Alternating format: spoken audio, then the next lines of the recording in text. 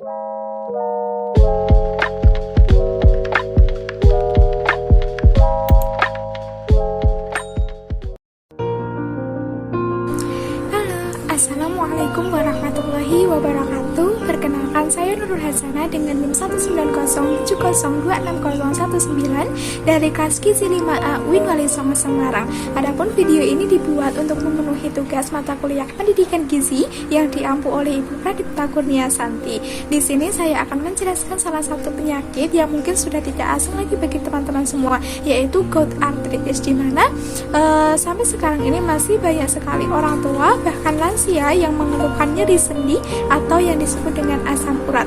Untuk menambah wawasan, yuk simak video ini sampai selesai ya. Dalam video kali ini akan dijelaskan mulai dari pengertian gout arthritis, faktor penyebab, gejala, hingga pencegahannya. Sebenarnya apa sih yang dimaksud dengan asam urat atau gout arthritis itu? Jadi, asam urat merupakan zat secara normal dihasilkan oleh tubuh yang merupakan sisa pembakaran protein atau penghancuran sel-sel yang tua.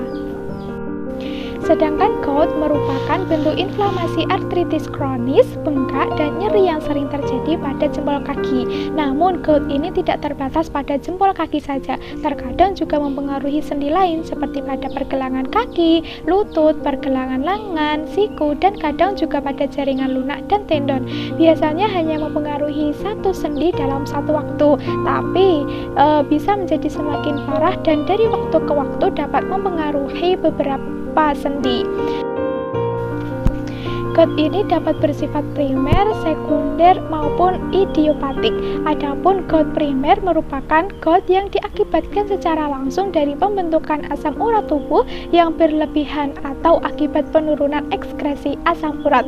Sedangkan untuk gout sekunder yaitu gout yang disebabkan karena pembentukan asam urat yang berlebihan dan ekskresi asam urat yang kurang akibat dari proses penyakit lain dan pemakaian obat-obat tertentu. Sedangkan untuk gout idiopatik merupakan gout yang disebabkan karena adanya hiperurisemia yang tidak jelas penyebab primer, kelainan genetik, tidak ada kelainan fisiologis ataupun anatomi yang jelas. Jadi, gout arthritis dapat diartikan sebagai gangguan metabolisme asam urat yang ditandai dengan hiperurisemia dan deposit kristal urat dalam jaringan sendi yang menyebabkan serangan akut. Dan secara umum, gout arthritis atau asam urat merupakan suatu penyakit gangguan metabolik di mana tubuh tidak dapat mengontrol asam urat sehingga terjadi penumpukan asam urat yang menyebabkan rasa nyeri pada tulang dan sendi.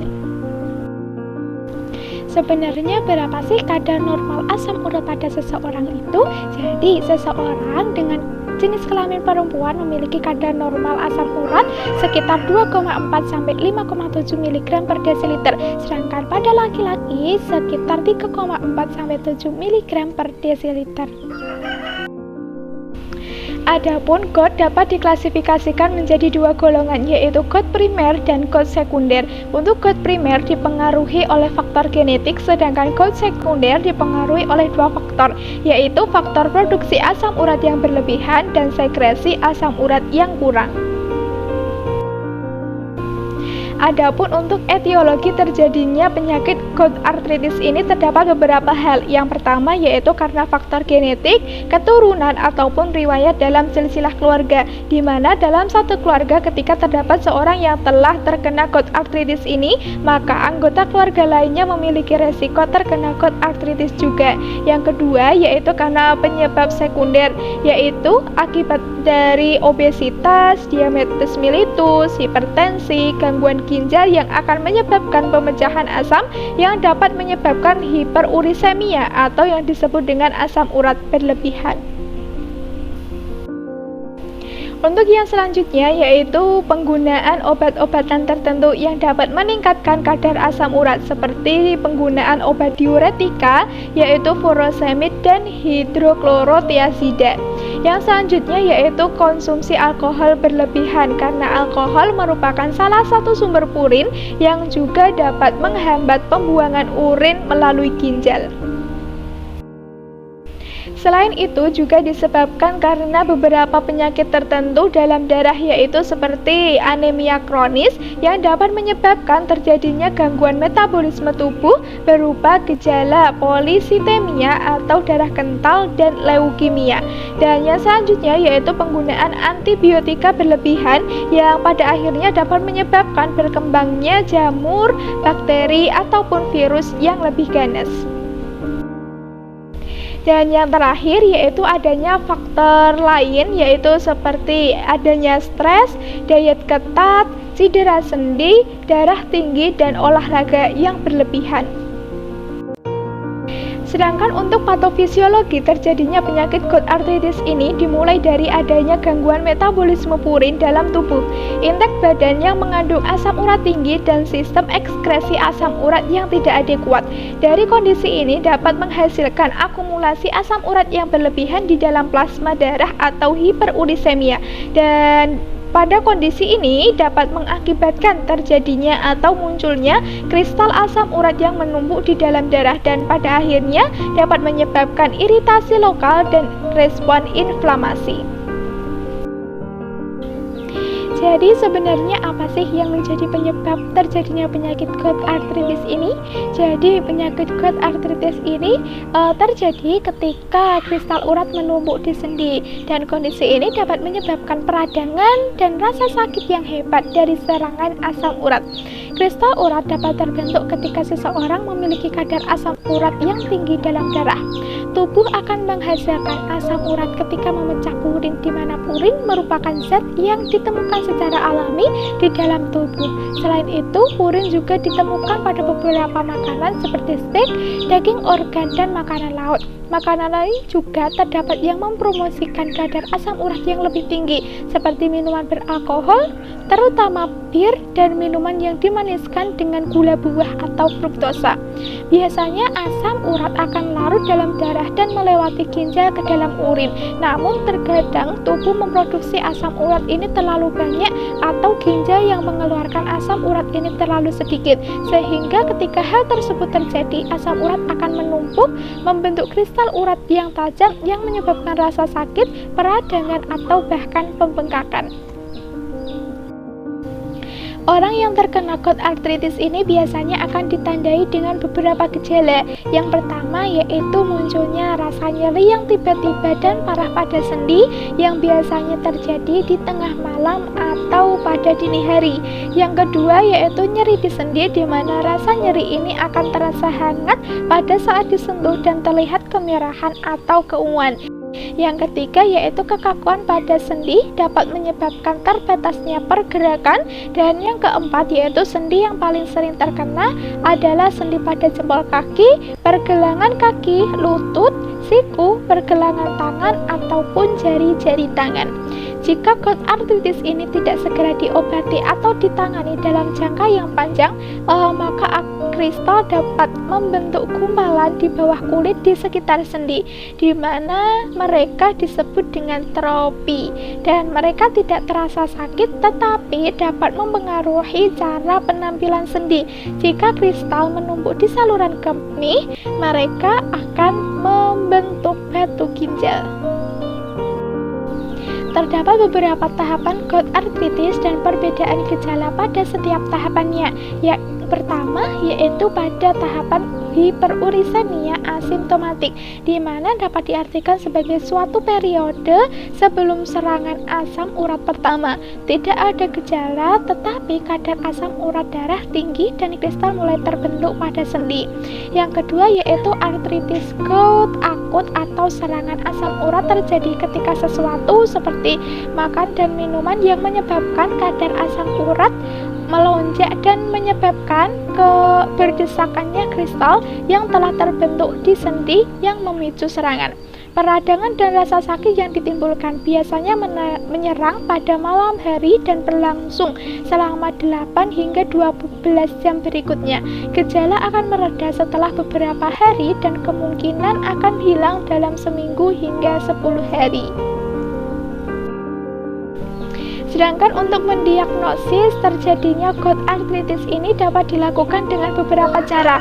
Yang pertama yaitu dengan melakukan pemeriksaan laboratorium, di mana seseorang dapat dikatakan menderita asam urat ketika pemeriksaan hasil laboratorium tersebut menunjukkan kadar asam urat dalam darah di atas 7 mg per desiliter untuk pria dan lebih dari 6 mg per desiliter untuk wanita. Selain itu dapat juga dilakukan dengan tes cairan darah, yaitu cairan diambil dari sendi yang terasa sakit dengan menggunakan jarum yang kemudian dipelajari di bawah mikroskop dengan tujuan untuk memeriksa keberadaan kristal. Selain itu juga dilakukan dengan tes darah, di mana tes darah dapat memeriksa kadar asam urat.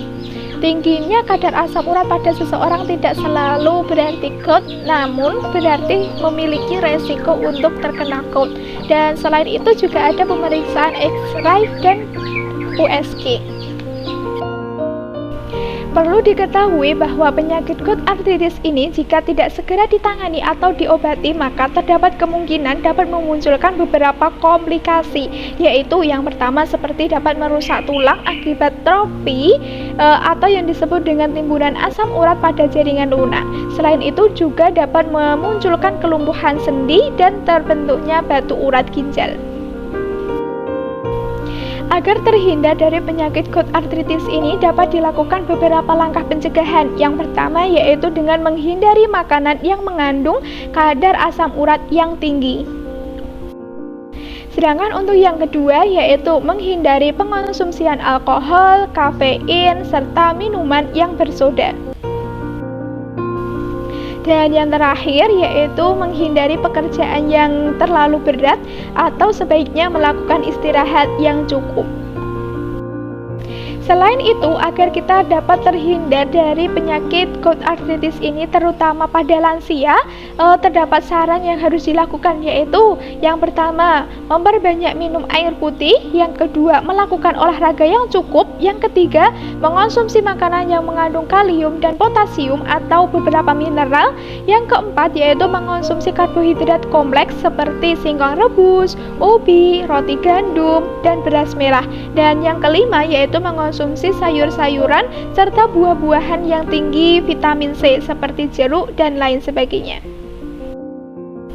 Terdapat beberapa makanan yang mengandung tinggi purin yang harus dibatasi, baik itu bagi orang yang telah menderita gout arthritis ataupun orang yang beresiko terkena gout arthritis, yaitu seperti menghindari pengonsumsian bayam, kangkung, daun singkong, buncis.